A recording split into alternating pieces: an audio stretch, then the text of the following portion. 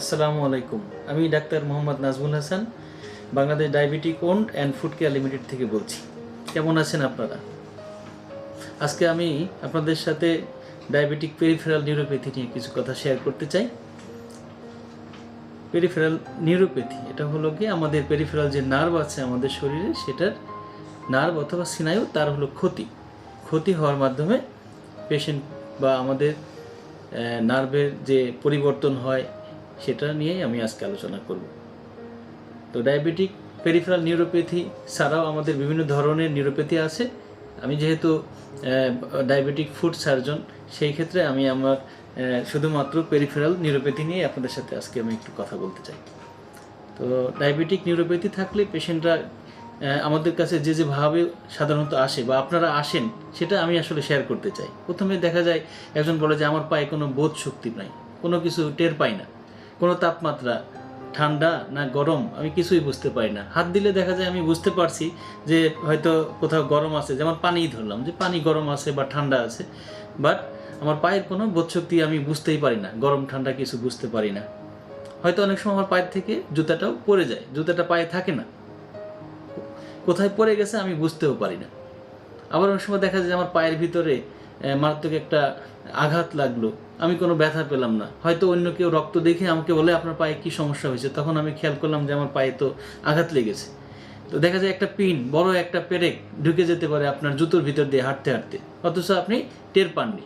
এগুলা হলো গিয়ে প্রাথমিকভাবে আমাদের এই ডায়াবেটিক পেরিফেরাল নিউরোপ্যাথির লক্ষণ।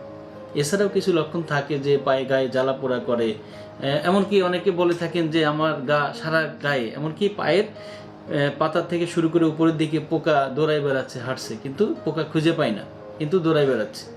তো এইসব সমস্যা নিয়ে আমাদের কাছে এরকম রোগীগুলো আসে।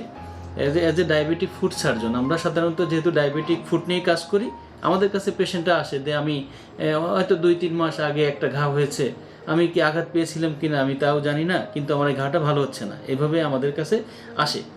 তো সেই ক্ষেত্রে আমরা দেখা যায় পরীক্ষা তার হিস্ট্রি নিয়ে জানতে পারি যে হয়তো তার ডায়াবেটিস অনেক দিন ধরে আছে, দীর্ঘদিনের ডায়াবেটিস আছে, কিন্তু উনি নিয়ন্ত্রণেই রাখেন না, অনিয়ন্ত্রণ।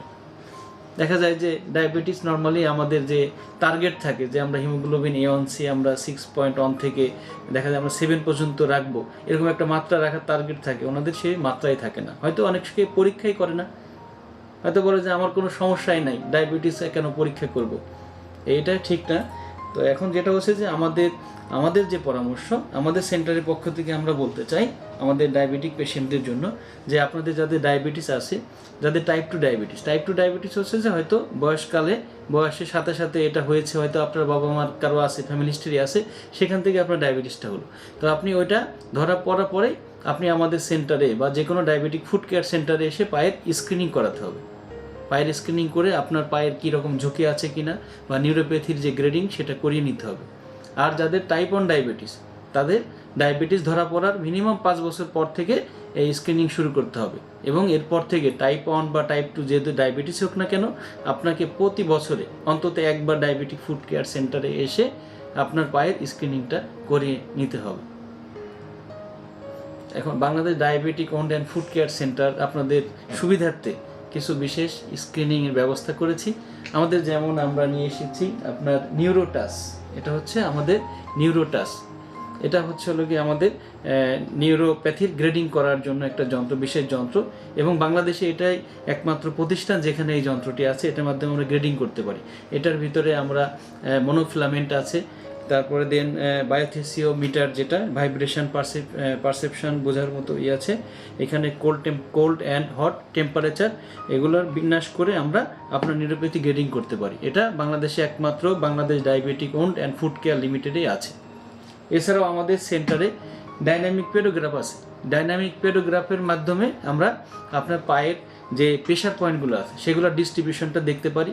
সেখানে আপনার পায়ের প্রেশার পয়েন্ট যদি ডিস্ট্রিবিউট হয়ে বিভিন্ন জায়গায় স্থানান্তরিত হয়, যেখানে হয়তো চেঞ্জ হয়ে বারবার ওখানে প্রেশার পড়ার কারণে আপনার ঘা হতে পারে, সেই ক্ষেত্রে আমরা এই প্রেশার ডিস্ট্রিবিউশনটা আগের থেকেই যদি দেখে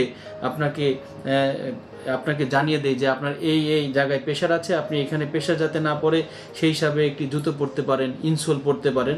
সেইভাবে করলে আপনার হয়তো পরবর্তীতে পায়ের যে জটিলতা যেমন জটিলতা বলতে আমরা যেমন সাধারণত ঘা বোঝাই যে আপনার একটা কর্ন হতে পারে, একটা ক্যালাস হতে পারে, সেখান থেকে ইনফেকশন হয়ে বড় ধরনের জটিলতা হতে পারে। তো আপনি যদি এইভাবে আমাদের সেন্টারে অথবা যে কোনো ডায়াবেটিক ফুড কেয়ার সার্জনের কাছে গিয়ে এইভাবে স্ক্রিনিং করিয়ে নিতে পারেন, সেক্ষেত্রে আশা করি আপনি এইসব জটিলতা থেকে মুক্ত থাকবেন।